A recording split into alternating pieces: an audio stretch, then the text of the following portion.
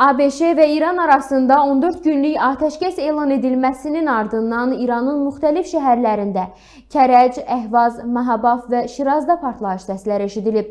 Qırıcı təyyarələr və mərmilərin uçuşduğu görünüb. Həmçinin Tehranın Livan məsələsinin də razılaşmaya daxil edildiyini bildirsə də, İsrail ölkəyə hücumu davam etdirir. Atəşkəs elan edilməsinə baxmayaraq, İranın müxtəlif şəhərlərindəki partlayışların səbəbi nədir?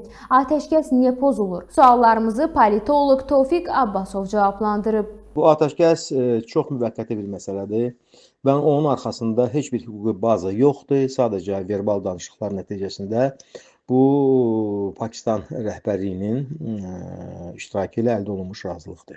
Ancaq bu son deyil, bu nöqtə deyil. Yəni faktiki olaraq Amerika və onun qulluğunda duran, ya bəlkə də İsrail onun qulluğunda duran Amerika, bunlar İranın rejimini dəyişmək istəyirlər, İranı parçalamaq istəyirlər, İranın raket proqramına son qoymaq istəyirlər, İranın nüvəsini əlindən almaq və s. Bunlar hamısı İran üçün qeyri-məqbul tələblərdir. İran bunları heç vaxt qəbul etməyəcək və onlarla razılaşmayacaq. Eləcə də İranın irəli sürdüyü tələblər də Amerika üçün qeyri-məqbuldur. Yəni bunlar aydın məsələ. Problem ondadır ki, burada çox ciddi bir antagonizm var. Yəni barışmazlıq var və heç vaxt bunlar orta məxrəcə gəlməyəcəklər. Ya bir-birlərini sona qədər məhv eləyənə qədər, ya da ki, bir yox yerdən, bilmirəm, hər hansı bir şey tapılarsa, bir məxrəc tapılarsa orada, onun ətrafında birləşsinlər. Birincisi, İran sözünü deyib ki, Hezbollahın vurulması ilə razılaşmayacaq. Əgər İsrail o zərbələri endirməyə də davam edəcəksə, Sepah söz verib ki, biz onların cavabını verəcəyik. Yəni, İsrailin özünün bu saat vaxtı çox məhduddur.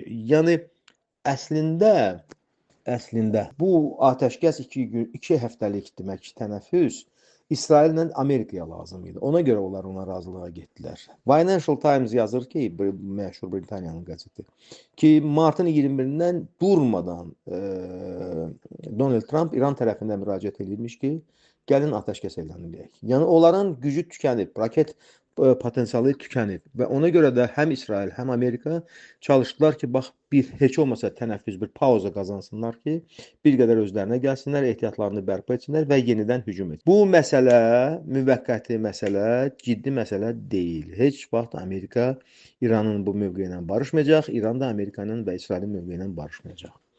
Ona görə Hezbollaha gəldikdə isə İran Hezbollaha heç vaxt qurban verməyəcək. Yəni, Sepahın da deməyi odur ki, biz onun cavabını verəcəyik, özünüzü bizdən gözləyin. Məsələ burasındadır ki, İranın dağıntıları, bunlar gizlədilmir. İran deyir ki, falan qədər adamım ölüb, falan qədər itirmişəm və s. və falan yerlər dağılıb və s. Amerika ilə İsrail isə örtbasdır edirlər öz itkilərini. Məsəl üçün, Dubayda Mərkəzi Kəşfiyyat İdarəsinin bir stavkası olub, yəni onların bir bağlı ofisi olub. İran raketlə oranı birbaşa vurub və orada 36 ya 37 nəfər bir dəfəlik məhv edilib. Yəni bunu üstün vurmurlar və bildirmirlər ki, güya İrandan vurulan, bildirmək istəmirlər ki, İranın vurduğu zərbələr həqiqətən təsirlidir və xeyli sayda adam itkisi də olur və dağıntılar da olur. Atəşkəsin baş tutması üçün yalnız bir şey lazımdır ki, tərəflər öz istəklərindən imtina etsinlər. Amma bunlar heç biri imtina etmək istəmir. Regionlarda partlayışlara gəldikdə isə bu bəllidir ki, İranda xeyli sayda Amerikanın da, İsrailin də casusları var. Hətta Britaniyanın Mi-6, MI5, MI6 daha doğrusu şirkətinin, onların da agentləri İrandadır, casusları İrandadır və orada hətta bir koalisiya yaradıblar bunlar, üçlü, dördlü. Hətta Saudi Ərəbistanın da, belə deyək də, məxfi orqanlarının nümayəndələri orada vardılar və onlar əlbəttə ki, partlayışlar da törədirlər, insanlara çalışırlar, təsirlər göstərsinlər, sonra çalışırlar o qorxu hissini insanlara hopdursunlar ki, onlar geri çəkilsinlər, hakimiyyətdən dönsünlər və s. Amma İran hakimiyyəti də göstərir ki, vəziyyəti birincisi idarə edir və digər tərəfdən də onun əks hücumlar planı da qüvvəsini saxlayır. Düşünmürəm ki, belə 2 həftə çəksin bu ara vermə. Çox güman ki, elə bir gün sabah artıq atəşkəs pozulacaq və yenidən tərəflər bir-birlərini vurmağa başlayacaqlar.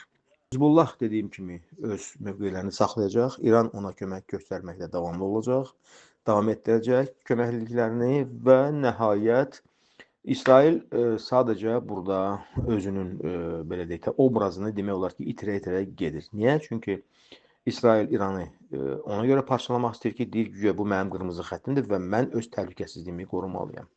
Amma belə çıxır ki, 7 ölkəni parçalamaq məhz elə İsrailin təhlükəsizliyinin qorunması naminə edilib də.